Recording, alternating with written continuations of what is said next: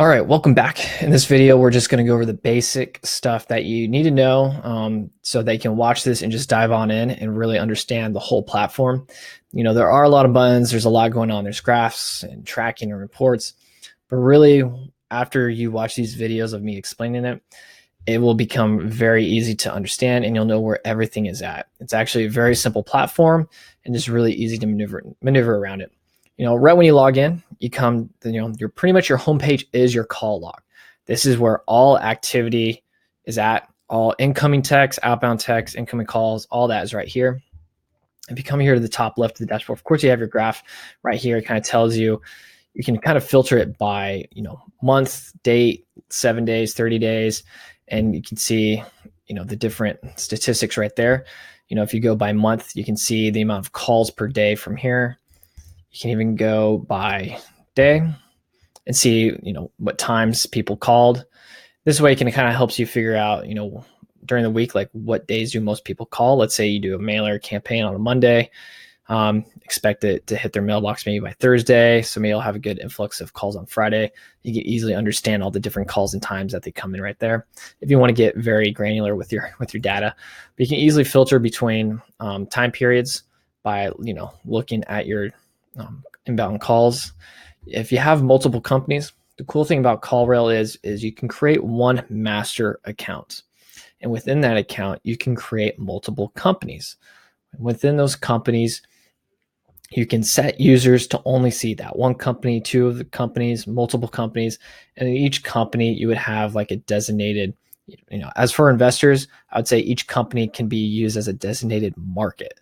So that way, if you're working in multiple markets, you don't want it to overlap. But for most people, you really would only have one company under your main account.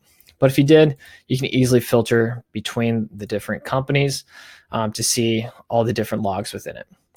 If you come over to the left, you got your tab call log. This is where you see all incoming calls. You can see your tracking number.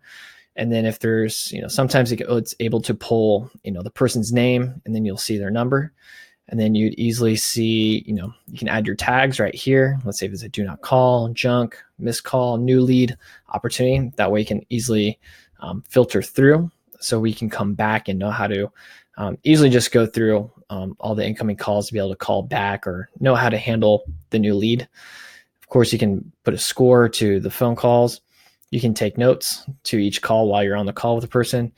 Of course, you can go into what they call just a card and do the same stuff as if you're in the log. You can put a tag, put a value, can add your notes. So while you're talking on the phone through the CallRail system, you can just add notes from the conversation. If you go back, the next one is just unique callers. Unique callers is pretty much just first-time callers coming in.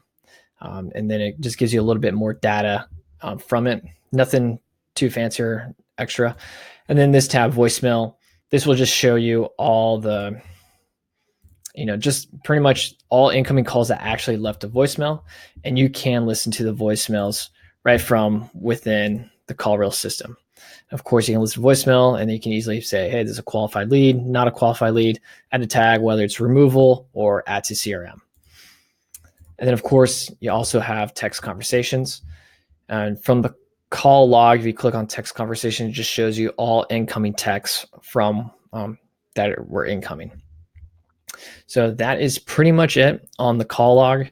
Like I said, you can even filter by hours. You can even add extra filters if you want to narrow down the call log by a specific tracking number, the source where it actually came from, different campaigns, if it came from landing pages, or you can even filter it by if it came from a cell phone number, landline.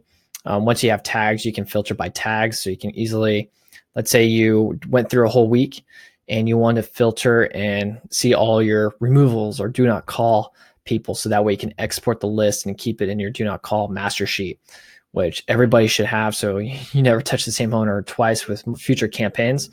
But other than that, that's pretty much it with the call log. And in the next video, we'll go into reports and tracking.